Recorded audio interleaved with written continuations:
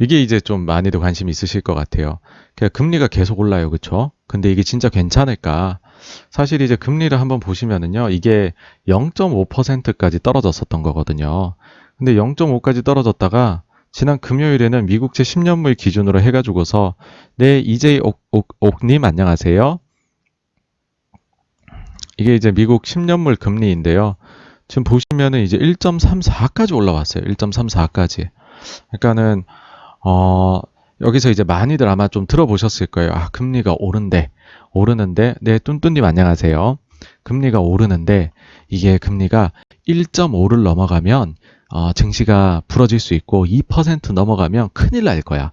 이런 얘기를 하시는 이유가 뭔지를 보면은요, 요게 이제 코로나가 터지기 직전이라고 볼 수 있죠. 그쵸? 예, 코로나가, 이거 좀 의심되나? 막 이렇게 나오던 시기가 딱 보시면, 이게 이제 1.5에서 6 정도 사이입니다. 그쵸?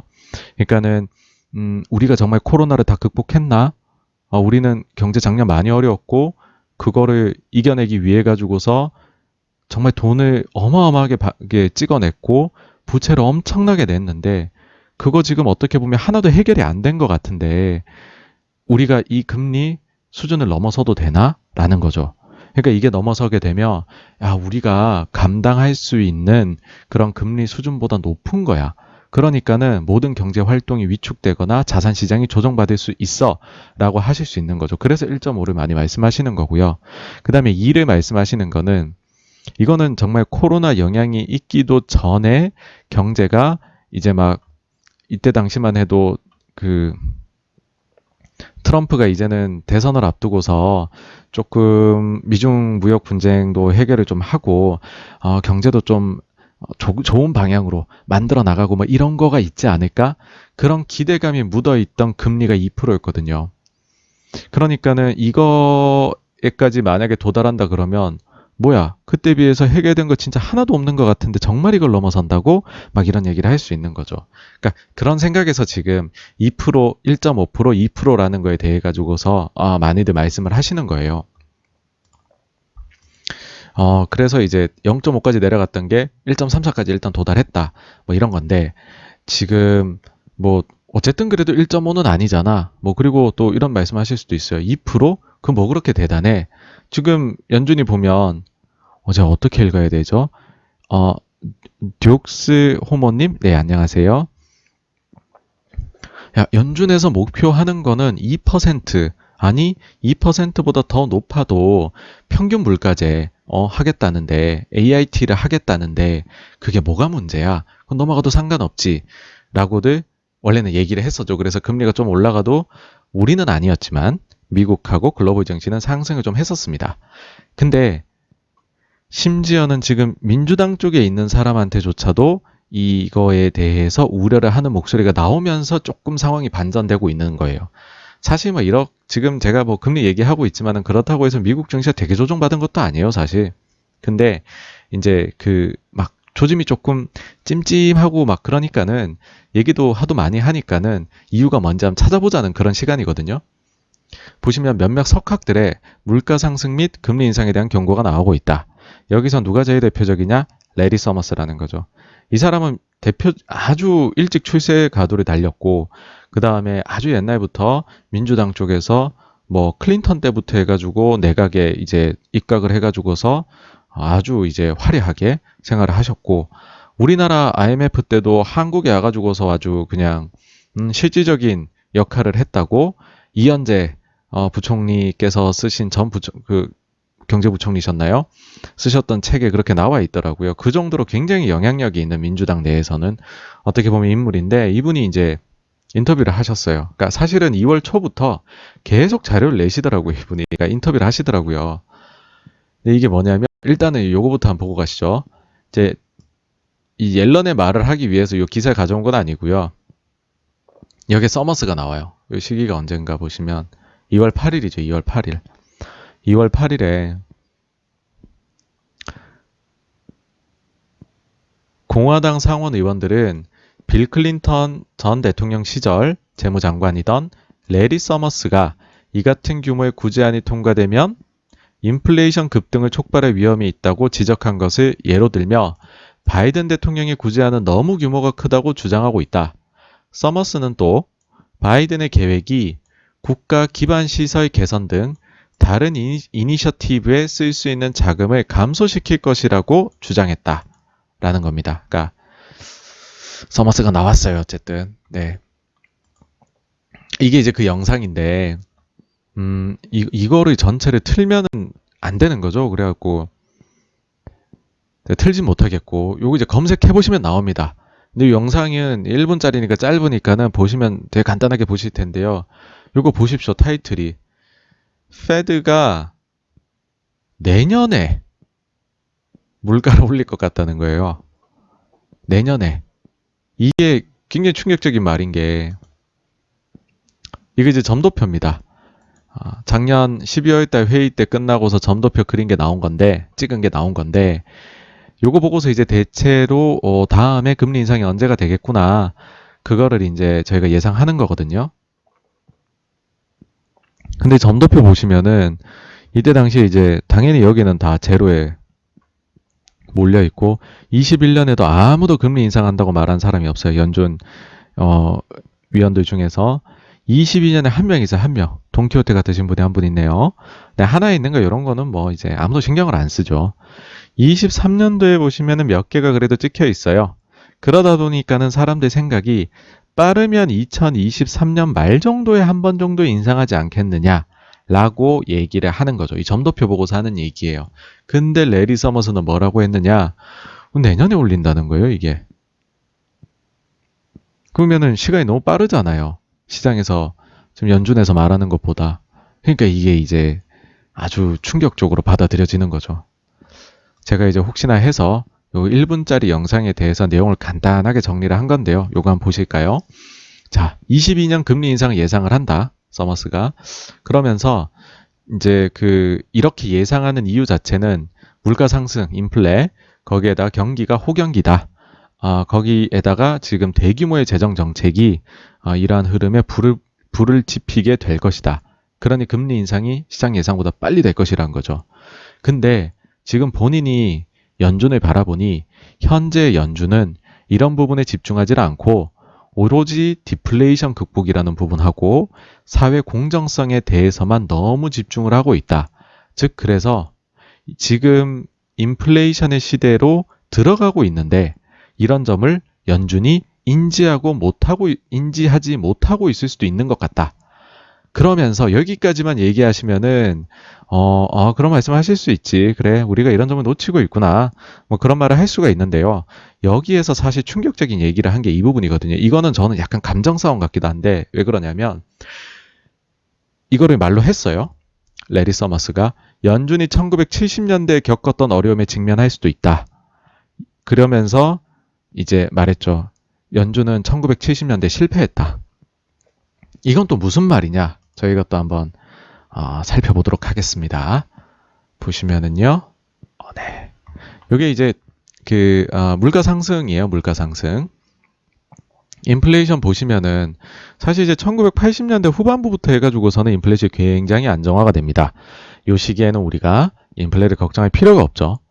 그리고 전쟁 이전으로 한번 돌아가 볼게요. 이제 아주 전쟁 많이 하던 그 시기 있잖아요. 1900년대 초반부터 해서 한 50년 이제 2차 대전 끝날 때까지 해가지고 쭉 보시면은 이때는 워낙에나 이제 소모가 크니까는 인플레가 많이 일어났었어요. 예. 근데 이제 그 뒤에는 안정이 됐었던 시기죠. 마치 이제 우리가 현재 1980년대 후반부터 아주 오랜 기간 동안 봐왔던 대안정의 시기예요. 근데 이게 이제 튀는 시기가 나와요. 이게 1970년대입니다. 1970년대 무슨 일이 있었냐 하면은 일단은 60년대, 그러니까는 50년대 이후부터 해서 60년대 말까지 계속해서 잠재 성장률 이상의 성장을 미국 경제가 걷어 나가요. 근데 인플레는 안 왔죠. 그러니까 사람들이 인플레 없어졌나? 막 이렇게 생각을 했어요. 근데 알고 보면은 그 시기 동안에 인플레이션 압력이 차근차근 이렇게 축적이 되어 왔던 거죠. 그 점이 70년대 터지려고 하는데 가속도를 붙이는 녀석이 나옵니다. 그게 뭐냐 하면 바로 중동에서 이제 원유를 무기화를 해버리죠. 그래서 1차, 2차 원유 쇼크가 빵빵 터지면서 당시에 미국인들이 차에 넣을 기름을 구하기 위해서 그 잘 사는 세계 최강대국 미국인들이 주유소에 길게 줄을 서 있는 그런 사진을 아마 구글에서 보시면은 찾으실 수가 있으실 거예요. 그랬던 시기입니다. 그러면은 이렇게 인플레이션이 팍팍 나왔던 시기에 무슨 일이 있었느냐라고 보시면은 이 미국 금리인데요. 막 요동칩니다. 예. 막 13%까지 올랐어요. 전시도 아닌데. 다시 내리는가 했더니 막 올려요. 왔다 갔다 하면서 난리를 칩니다. 요동을 쳐요. 이때 당시가 경제가 좀 불안정해요. 그리고 결정적으로는 이런 시기를 겪으면서 주식 시장이 나빴습니다. 그러니까 정확히 그냥 19년 한 비교해 볼 거예요. 69년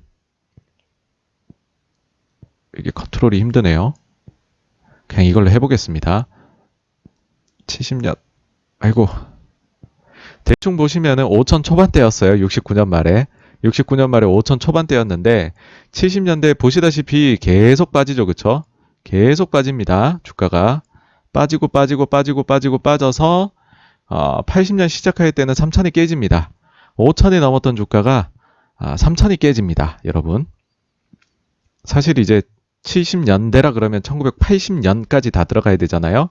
그렇게 치면은 이때 최저점 기준으로 보면은 거의 뭐 2000 중반까지 내려갑니다. 반토막이 났어요. 주식시장이. 이게 무엇 때문이냐? 인플레이션 때문이고 소위 우리가 말하는 경제학에서 배우는 스태그플레이션이 나왔던 시기입니다. 그러니까는 레리 서머스가 70년대를 가지고 70년대 딱 들어와 가지고서 지금 옐런하고 파월을 공격을 한 거예요. 옐런 파월은 굉장히 기분 나쁠 수가 있겠죠. 제가 연준위원이어도 굉장히 기분 나쁠 것 같거든요. 70년대 우리의 흑역사를 들추다니. 사실 저 때는 전쟁도 없던 시기인데 특별한 게 없던 시기인데 연준이 그냥 단순히 실패했던 시기인데 저걸 가지고 오다니. 여기다가 추가적으로요. 파월 같은 경우에는 더 기분이 나쁠 수가 있어요. 왜냐하면 이게 이제 그 연준 의장들 그 이제 연대기입니다. 쭉 이제 누가 앉았었나 쭉 보시면은 윌리엄 마틴 진짜 오래 하셨습니다. 1950년부터 70년까지 호시절 다 누리고 가셨어요. 20년을 하셨습니다. 근데 그 뒤에 보면은 닉슨 시기는 뭐 미국의 흑역사 중에 하나죠. 네. 요 시기에 이제 아서 번스가 그래도 한 8년 정도를 했는데 이분이 굉장히 이제 힘들게 어찌저찌 했었죠. 어찌저찌 했는데 그 다음에 이제 흑역사가 나오죠. 누구냐? 윌리엄 밀러가 제가 한번 일전의 영상에서 말씀드린 적이 있는데 여기 보시면은요 78년 3월에 들어와가지고 79년 8월에 잘려요. 연준 의장 중에서 가장 단명한 의장입니다. 여기가 임기로 봤었을 때 왜 그랬느냐? 인플레를 못 잡았거든요. 경기는 안 좋고 아무것도 못했어요. 진짜 연준이 실패했던 시기예요. 근데 딱 보세요. 1년 반 만에 잘렸단 말이에요. 파월은 지금 내년에 지금 임기 자기는 그 제2 신임이 되고 싶은데 레리 서머스도 사실 지난번에 연준 의장 옐런 후임이 누가 될 거냐 얘기할 때 레리 서머스도 얘기가 나왔었던 인물이거든요. 근데 지금 그 한때는 경쟁자였던 사람이 지금 자기네 보고 자기 의장이 있는데 페드를 막 이렇게 직격으로는 공격을 해서는 70년대 같다 해버리면 이게 사실은 윌리엄 밀러가 생각날 수밖에 없거든요. 그러니까 이거는 사실은 어떤 면에서는 넘지 말아야 될 선을 넘는 발언이시지 않았나라는 개인적인 생각이 드는데 어쨌든 이제 이런 말을 뭐 그냥 저 같은 사람이 했으면 뭐 누가 받아들였겠어요. 전혀 신경도 안 썼겠지만은 레리 서머스 정도 되는 사람이 이런 얘기를 하니까 이제 주식시장이 반응을 하는 거죠. 자산시장에서. 야, 진짜 우리가 이거 조금 놓치고 있는 거 아니냐. 이제 뭐 그런 생각이 지금 들게 하니까 가격 반영이 조금씩 나타나기 시작을 한 거다. 이렇게 보시면 될 것 같아요. 그러면은 이제 이 부분 다 말씀드렸고 제가 뭐 이제 금리에 대해 가지고서 더 막 일단은 제 의견을 말씀드리기 이전에 일단은 사람들이 그러면은 당연히 여기에 대해서 야 맞아 금리 오르니까 자산시장 비관적이야 하는 사람도 있을 거고 아니야 그래도 긍정적이야 낙관론 펼친 사람이 있겠죠. 양쪽에 그 이제 뭐 근거가 되는 이유라고 해야 될까요? 그걸 한번 소개를 드리겠습니다. 일단은 비관론부터 말씀드릴게요. 비관론은 뭐가 있냐면 첫 번째 이게 제일 중요하죠. 증시를 지탱해준 유동성이 이제 종말을 맞이한다. 즉 미국 연준이 인플레이션에 발맞추어서 빠르게, 인플레가 빠르게 온다니까, 서머스 말에 따르면 70년대처럼 빠르게 금리를 인상하지 않겠는가. 실제로 이제 지금 기대 인플레이션에 보시면은 이런 조짐이 좀 보이기는 해요.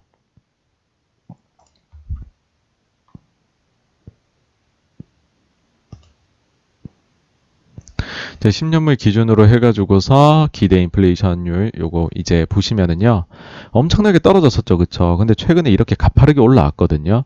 근데 이게 어느 정도 수치냐면 일단 2018년도에 그 전에 고점, 그 다음에 이걸 넘어서서 보면 2014년 이후에 최고치를 기록을 하고 있습니다. 그러니까는 이거를 이제 보게 되면 그런 생각이 드는 거죠. 사람들이 기대치가 저렇게, 이제 그 사람들이 예상하는 게 저렇게 높아지고 있어. 그럼 실제로 인플레는 기대치라는 게 나중에는 결국엔 반영이 되기 때문에 실제로도 저렇게 올 가능성이 있는 거 아닐까? 그러면 진짜 연준이 금리를 빠르게 인상해야 될 수도 있겠네? 정말 내년 아냐? 뭐 이렇게 될 수 있는 거죠. 그러면은 이제 그 결과로 나오는 게, 그러면은 금리 인상을 서머스 말처럼 내년에 해야 된다면, 그 전에 자산 매입하던 것부터 줄여나가야겠지, 순서상. 그러면 테이퍼링은 올해 그냥 해야겠네. 이렇게 이제까지 의견이, 생각이 진행이 될 수 있는 거죠. 그러면은 뭐 제가 지금까지는 어렵게 말씀드렸지만 결론적으로는 손쉽게 얻을 수 있는 유동성으로 쉽게 돈 벌던 시대가 끝날 것이다, 라는 겁니다. 두 번째는 뭐냐 하면 금리가 올라가면 성장주 주도 장세가 또한 종말을 맞이할 것이다 라는 거죠. 실제로 이제 자산 시장을 바라보시면은요, 제가 이제 가치 스타일이냐 아니면은 지금 증시가 성장 스타일이냐, 제일 간단하게 보일 수 있는 게 요거라고 생각을 해요. 이제 요게 이제 ETF거든요. 하나는 그로스고 하나는 밸류인데 S&P 500에 있는, 이게 보시면은 지난 1년을 기준으로 보았을 때 그로스가 밸류를 거의 한 30% 정도 아웃을 했어요. 훨씬 더 많이 올랐다는 거죠. 근데 이게 지난 1년의 일인 것뿐만이 아니라 2년으로 놓고 보면은 한 40% 정도. 이거 5년으로 놓고 보면은요, 146대 59니까는 거의 한 100% 차이가 났어요. 100%. 사실 이런 일이 어떻게 발생할 수 있었느냐라고 하면 너무너무 간단한 게, 금리가 이제 계속 내려갔으니까. 예. 금리가 쭉쭉쭉쭉 해가지고서 요때 이제 계속 내려줬으니까 저금리를 계속해서 유지를 해줬으니까는 가능했던 것 아니냐라는 거죠. 이제 그러면은 뭐 그런 생각을 하실 수도 있어요. 야, 그러면은 뭐 금리 내리면 올라가면 뭐 성장률 좀 빠지더라도 그러면 가치주엔 좋으니까 가치주 올라가면 뭐 증시 뭐 그렇게까지 빠지겠어? 하는데, 이제 이렇게 이제 아주 오랜 기간 동안에 성장주가 많이 이제 아웃퍼폼을 하면서 증시를 구성하는 요소가 좀 많이 바뀌었다는 거죠. 그러니까 지금 이게 S&P 500 기준으로 해가지고서요, 상위 종목들이거든요. 이제 그 차지하는 비중이 상위에 있는 종목들인데, 이게 싼 게 없어요, 싼 게. 사실 맨 위에 있는 종목들은. 그러니까 만약에 금리가 올라가가지고서 막 이렇게 성장주들이 조정을 받는다. 반대로 가치주는 오른다. 근데 가치주는 지금 시총에서 차지한 비중이 너무 작아졌고 성장주들은 너무 커져 있으니까 비슷하게 이제 누구는 오르고 누구는 빠지면은 증시는 빠진다는 거죠. 합산해서 보면은. 그런 얘기이고요. 뭐 이거 사실 어떻게 보면 너무 당연한 건데 이제 혹시나 궁금하실까 봐서요. 왜 금리가 오르면 성장주가 좀 힘드냐? 이게 이제 금리가 내리면 이 이제 그 미래에 창출하는 현금 흐름을 우리가 이제 금리 기준으로 해가지고 할인을 해줍니다. 시간 가치가 있으니까요. 근데 이제 할인율도 내려가게 돼요. 금리가 내리면. 그러면 이제 할인해주는 게 내려가니까 당연히 미래 가치는 올라가겠죠. 이런 논리를 통해서 성장주가 원래 상승을 하는 건데, 금리가 오른다 그러면 이게 다 반대로 되겠죠. 그렇죠? 그러면 결론은 뭐냐? 성장주가 하락할 수 있네. 뭐 이런 식으로 될 수 있다라는 겁니다. 요거는 한번 또 말씀드렸으니까 요 정도 하고요. 그 다음에 이제 세 번째가 뭐냐 하면 수급상의 문제가 좀 생기지 않겠느냐 이거예요. 이게 이제 조금 어려우실 수 있는데, 어떤 얘기인지 한번 말씀드리면, 보통 이제 뭐 우리나라 국민연금도 그렇고요, 글로벌에 아주 큰 데들 있죠. 운용사들 아니면 금융기관들, 그런 데들 같은 경우에는요, 뭐 이렇게 바텀업에서 종목 한두 개를 더 잘 고르고 여기에 시간을 낭비하시면 안 돼요. 뭐냐면 아주 맨 윗단에서 탑다운으로 자산 배분 전략을 어떻게 가져가느냐가 더 중요하단 말이죠. 그게 이제 수익률 성패를 가릅니다. 실제로 이제 한국 같은 경우에는 이제 뭐 첫째는 그거겠죠. 국내에 할까 해외에 할까? 자산군별로 보면 주식에 넣을까? 채권에 넣을까? 아니면 대체 자산 같이 뭐 다른 거에 좀 넣어볼까? 뭐 이거를 결정하는 게 굉장히 중요하다는 겁니다. 그리고 워낙 큰 자금이기 때문에 여러 가지 이제 이거를 감시하는 분들이 또 존재를 하겠죠. 그러니까 감시한 분들이 있으니까는 정확히 좀 몇 년 뒤에까지도 계획을 다 세워놓고 하게 됩니다, 보통.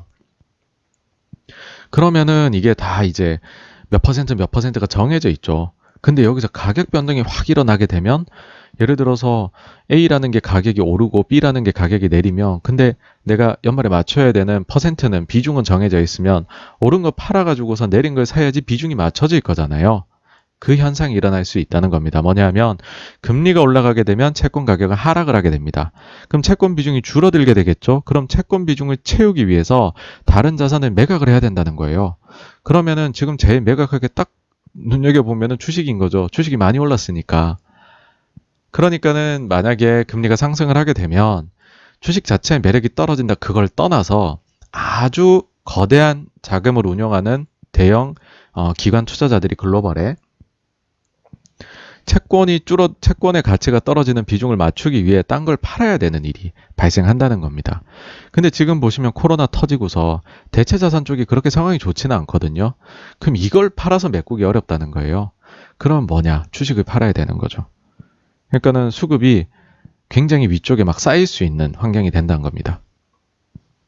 마찬가지로 우리가 이제 알고 있는 또 요즘은 또 헤지펀드의 시대니까 헤지펀드들도 매도가 나올 가능성이 있다는 거죠. 이거는 또 무슨 얘기냐 해서 보시면 최근에 헤지펀드들 사이에서 글로벌 기준입니다.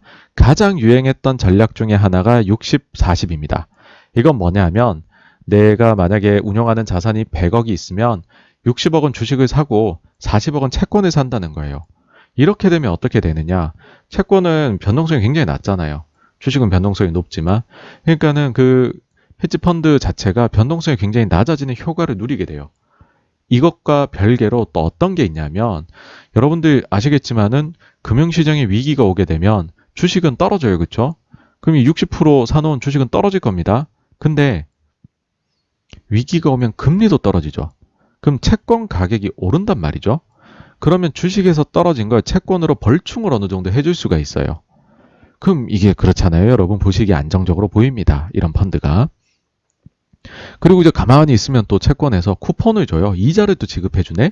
그런 거 이제 받아 먹으면은 이거 헤지 펀드들의 수익률의 하방이 상당히 튼튼해지는 효과를 보일 수 있는 게 60, 40 전략이죠. 근데 여기에 더해서 주식 시장이 조금 오르는 게 아니라 요즘 보시면 많이 올랐잖아요. 그러니까는 이렇게 채권을 40씩이나 가지고 있어도 괜찮은 수익률이 나오는 거예요. 그러니까는 안정적인데 수익률도 그렇게 나쁘지 않네, 괜찮네. 이런 걸 누릴 수 있었던 거죠. 그리고 사실은 이게 더 중요한데요. 최근 몇 년간의 현실을 보시면은 돈을 계속 풀어요. 그러니까 금리가 떨어져요. 뭐예요? 그러면 채권 가격이 올랐겠죠? 근데 주식도 올라요. 양방으로 먹은 거예요. 그러니까 내가 기대했던 것보다 그 리스크 단위 하나당 수익률이 굉장히 높았었습니다. 그러니까 이 전략이 상당히 유행을 했어요. 근데 지금은 어떠냐? 금리는 오르죠. 그럼 채권 가격이 하락을 하겠죠. 근데 지금 주식이 이거 조금 이상하네 하면서 슬금슬금 내려올까 말까 한단 말이에요. 근데 어쨌든 지금 채권 가격은 내려갔죠. 그러면은 이 채권 비중을 채워야겠죠. 60, 40을 맞추려면. 그러면 주식 매각이 나올 수 있다는 거죠. 이쪽에서도. 하지만 이렇게 그냥 나쁘게만 봐야 되느냐? 낙관론도 존재합니다. 또 세상을 또 너무 비관적으로 보면 안 됩니다.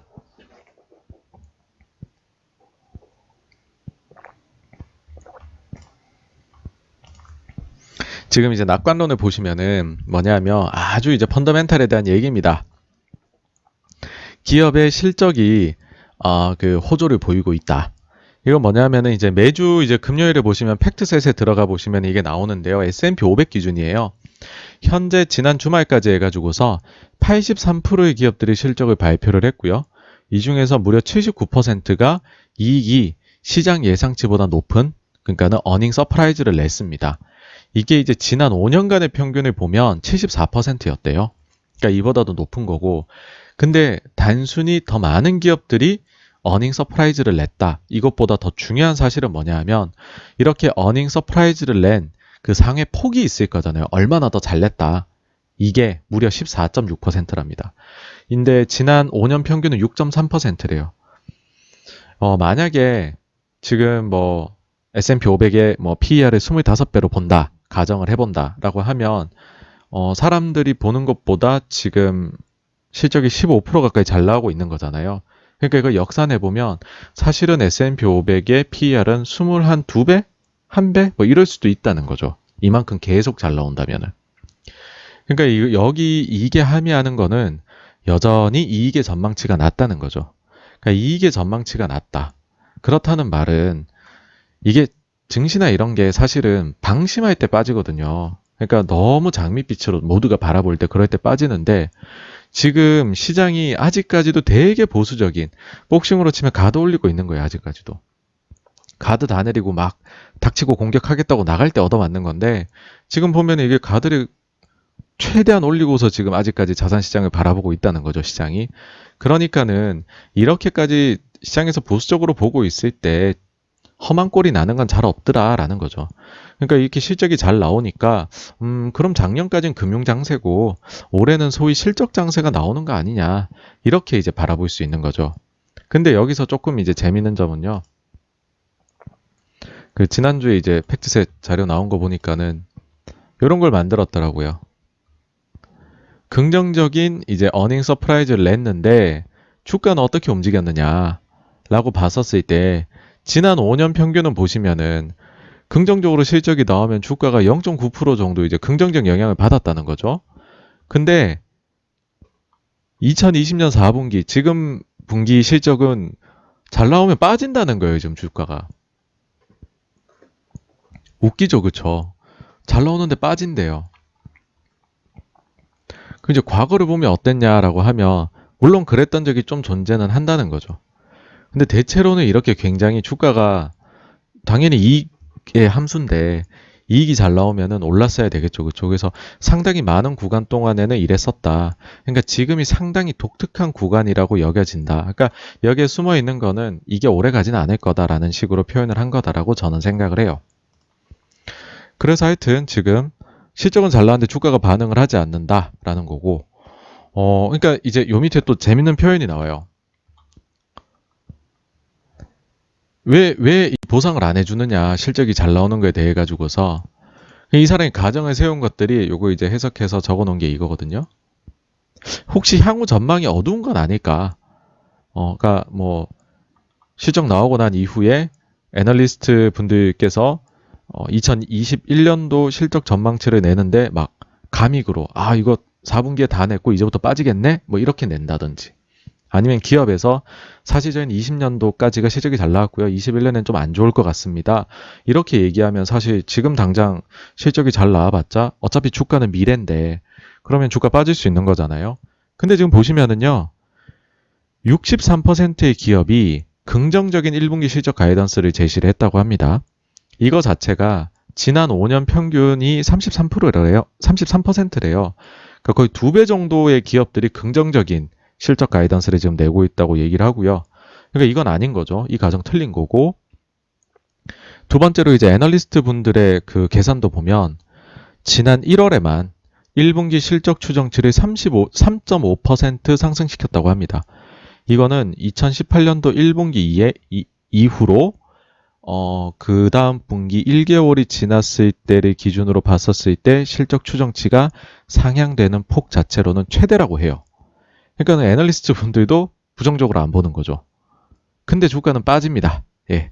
그러니까는 화가 나죠. 예. 주식 하시는 분들이 요즘에 보면서 이거 뭐 분석이 필요 없네. 어차피 그냥 누가 돈 가지고서 큰 손이 형님들이 움직이시면은 그렇게 흘러가는구나. 이런 생각이 들 수밖에 없는 게 이런 이제 이유에서입니다. 어쨌든 이런 게 있었고요. 낙관론에서 기업 실적이 좋다. 이게 첫 번째고 두 번째로는 자꾸 이제 테이퍼링하고 금리 올린다 그러는데 연준의 말에 귀를 좀 기울여 보시라. 지금 연준은 보니까는 여전히 비둘기던데? 비둘기, 돈 푼다는 뜻이죠. 연준은 여전히 비둘기야 이런 거죠.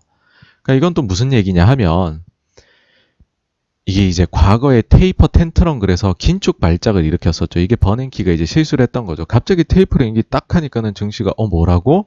사실 그때도 증시가 10%까지밖에 안 빠졌어요. 10%도 채 안 빠졌는데 미국 기준으로. 근데 이제 채권 시장이 아주 그냥 죽었죠. 이때 그때. 금리가 급상승해가지고. 그러니까는 그런 이제 과오를 반복하지 않으려 하지 않겠느냐.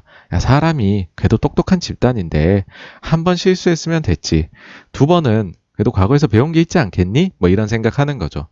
거기다가 파월, 미국에서 돈을 푼다 그러면은 돈을 관장하는 데가 두 군데인데 하나는 이제 그 통화 정책을 펼칠 수 있는 중앙은행, 또 다른 한 축은 재정 정책을 펼칠 수 있는 재무부가 있을 텐데 양쪽에 비둘기들이 다 앉아 있다는 거죠. 그리고 심지어 파월하고 옐런은 같이 일도 했다는 거죠. 그러니까 이 조합이 너무 훌륭하다. 하모니를 이룬다. 이런 또 긍정론이 낙관론이 있고요. 그리고 연준은 아까 그 미국 이제 중앙은행의 경우에는 책무가 두 가지가 있어요. 그게 뭐냐면 하나는 물가 안정, 하나는 이제 고용 안정. 그런 두 가지가 있는데 그 두 가지가 대부분의 경우에는 서로 같은 길로 가요. 어떤 정책을 폈을 때 두 가지 모두에게 긍정적인 게 영향이 오는데 특정한 상황에서는 그 둘이 이제 그 컨플릭트가 발생할 수도 있어요. 가령 예를 들어서 인플레이션이 엄청 올 것 같아요. 그러니까 금리를 올려야 될 것 같아. 근데 고용시장이 보니 처참하거든. 그러면은 이게 고용시장만 봐서는 금리를 올리면 안 되는데 물가를 보면 올려야 될 것 같고 이거 어떻게 하지? 그런 생각할 수 있잖아요. 이런 식으로 상충될 때가 있어요. 그래서 둘 중에 어느 걸 더 보느냐 이거에 따라 가지고서 이 사람이 비둘기냐 매냐 이거 판단을 지금은 한단 말이에요. 그랬을 때 지금 연준은 고용에 집중합니다. 인플레 좀 더 오르는 거 그럼 말했잖아요. 좀 더 오버슈팅해도 상관없어. 한번 가보자. 고용? 이건 무조건 해야 돼. 야, 이제는 뭐 아프리칸 아메리칸이라든지 아니면은 뭐 저학력자들까지도 완전 고용 될 때까지 우리 한번 가자. 이거 하자는 거거든요. 심지어는 이런 발언까지 했어요. 전 이거 보면서도 놀랬는데 지금 이제 실업률이 원래 3% 중반에서 10% 막 넘게 갔다가 6.3까지 지금 실업률이 떨어졌습니다. 굉장히 빠르게 떨어져 있는데 그런가요? 네. 전 지금 잘 모르겠는데요. 한번 보겠습니다. 네.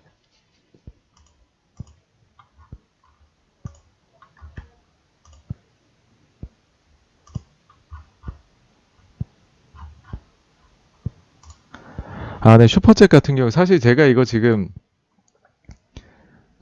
설정하다가 지금 잘못돼가지고 막 그 수익화 이런 것들이 다 날라갔다가 막 지금 하고 있거든요. 그래서 네, 항상 많은 도움 주시는데 오늘은 그냥 편하게 듣고 가십시오. 네.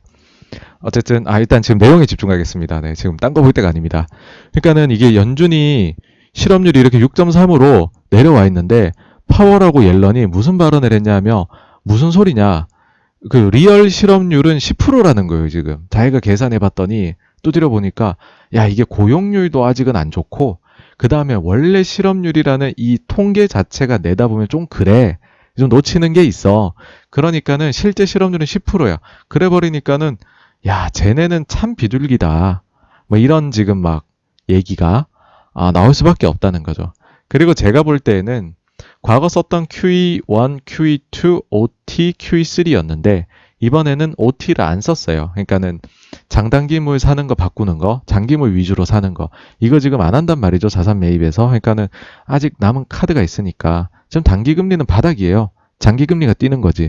그러니까 장기금리 쪽에 어떻게 저렇게 하겠다. 방법이 아직은 있다라는 겁니다. 그래서 연준 여전히 비둘기 쓸 수 있는 카드도 있다. 너무 나쁘게 보지 마 얘들아. 이게 이제 낙관론. 그리고 마지막으로는요.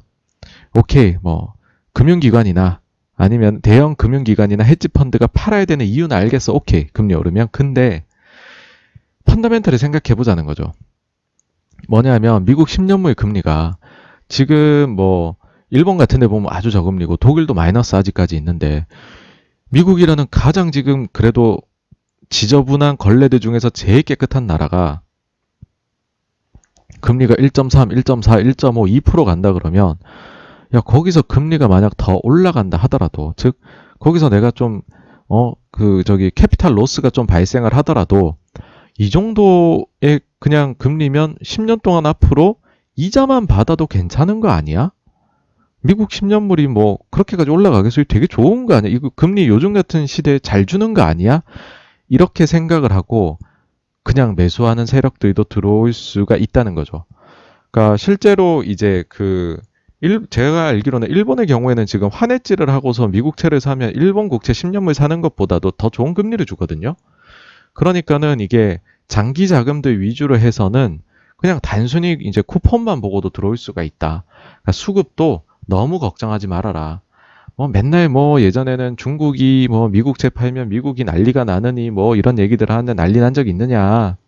없지 않느냐. 미국이란 나라의 국채는 항상 사고 싶은 사람들이 있다. 이제 이런 얘기들 하는 겁니다. 요게 이제 그래서 비관론 세 가지 의견, 낙관론 세 가지 의견 이렇게 한 거고요. 실제로 그러면 이제 저 개인적으로는 어느 쪽에 조금 스탠스가 가 있냐라고 말씀을 드리자면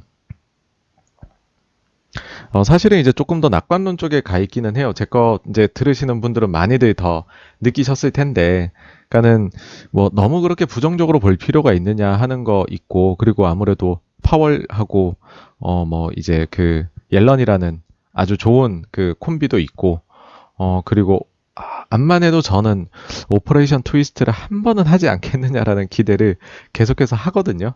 그래가지고 그렇게까지 이제 안 좋게 보지는 말자. 일단은 맑은 눈으로 우리가 세상을 바라보고 이제 주식 시장이나 자산 시장을 바라보는 것이 맞지 않겠느냐. 일단은 그런 생각입니다. 근데 면밀히 지켜보고는 있습니다. 왜냐하면은 만약에 이게 이제 속도가 너무 빨라지게 되면 또 문제가 생길 수도 사실은 있는 거기는 해요. 절대로 문제가 일어나지 않는다. 네, 솔직히 말해서 세상에 절대라는 게 어디 있겠습니까? 그쵸? 그러니까는 그런 부분들은 네, 조금 이제 저희가 한번 고려를 하면서도 물론 이제 정말 아주 꼬리 위험 같은 것들은 항상 있을 수 있는 거니까 생각은 하면서도 그래도 우리가 맑은 눈으로 한번 보시죠. 네, 저는 그런 생각입니다. 여기까지가 금리에 대한 내용이고요. 다음으로 넘어가 보도록 하겠습니다.